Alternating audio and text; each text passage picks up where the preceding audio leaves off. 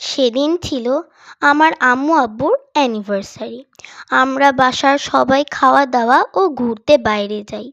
বাইরে যাওয়ার আগে আমি আমার ফুল গাছ থেকে ফুলের গন্ধ শুঁকি। এরপর আমরা চলে যাই রুফ রয়্যালে। সেখানে যেই প্রথমে আমি দোলনায় দোল খাই ও আশেপাশে ঘোরাঘুরি করি।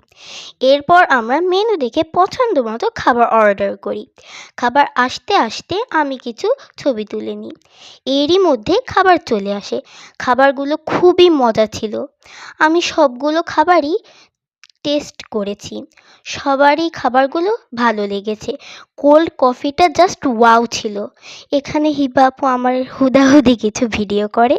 এরপর খাওয়া দাওয়া শেষে আমরা আমাদের বিলটা পে করে দিই এবং কিছু সময় রেস্ট করি। এরপর রেস্টুরেন্ট থেকে বের হতে হতে ভাবে রিকশায় ঘুরবো এবং যেই ভাবা